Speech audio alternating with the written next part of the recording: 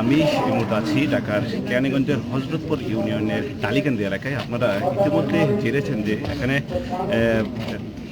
রাত 9টা 10 মিনিটের দিকে হজরতপুর ইউনিয়ন বিএনপির সাধারণ সম্পাদক হাসান মোল্লাকে দুর্বৃত্তরা গুলি করে আহত করেছে এবং তাকে ইতিমধ্যে রাজধানীর একটি হাসপাতালে নেওয়া হয়েছে। এখানে কিন্তু আমরা দেখছি শত শত লোক এখানে বের করছে এবং বিভিন্ন আইনশৃঙ্খলা বাহিনীর সদস্যরা এখানে এসে উপস্থিত হয়েছেন।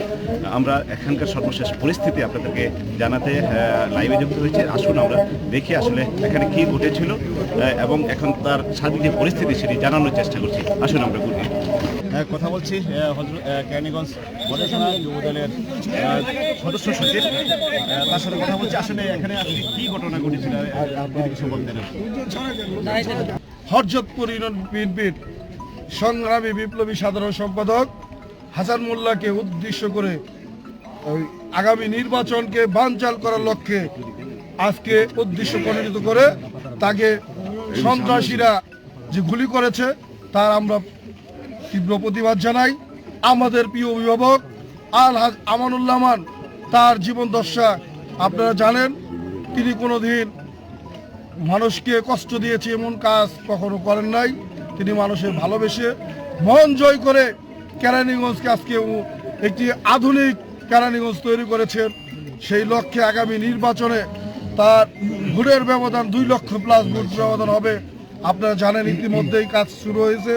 আমাদের হরজতপুরের ইউনিয়ন বিএনপির সংগ্রামী সভাপতি ফজলুল করিম মোল্লা, আমাদের অ্যাডভোকেট নীলুফা ইয়াসমিন, মহিলা দলের নেত্রী, স্বেচ্ছাসেবক দলের সভাপতি, যুব দলের সভাপতি, হরজতপুর ইউনিয়ন বিএনপির সাংগঠনিক সম্পাদক এবং ছাত্র দলের সভাপতি এবং ওয়ার্ড সহ সকল নেতৃবৃন্দ এখানে উপস্থিত হয়েছে। তাৎক্ষণিকভাবে আমরা হাসান মোল্লার যে কোনো মূল্যে আমরা জবাব চাই।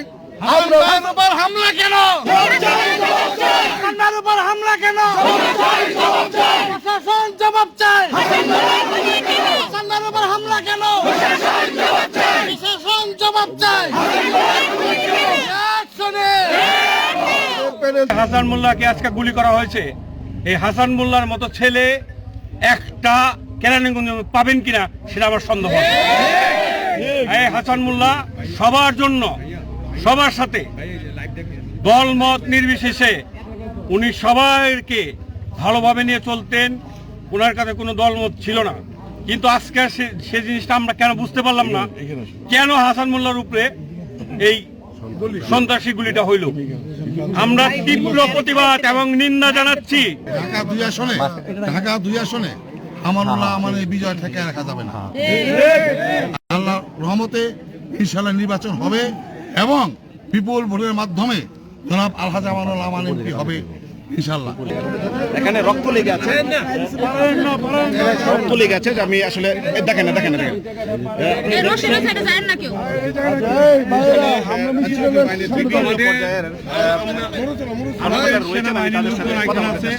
প্রশাসনের লোকজন আসছে,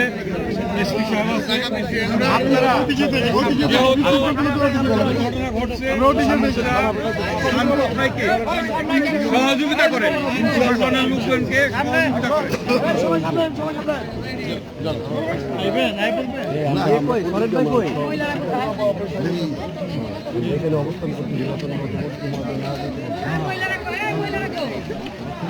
একটু সাইড দেন, আমার একটু সাইড দেন না ভাই।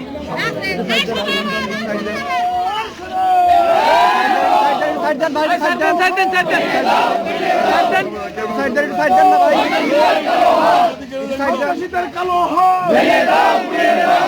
হাসান ভাইয়ের রক্ত সন্ত্রাসীদের কালো হাত ভেঙে দাও, গুড়িয়ে দাও, ভেঙে দাও, গুড়িয়ে দাও। হাসান ভাইয়ের রক্ত, হাসান ভাইয়ের রক্ত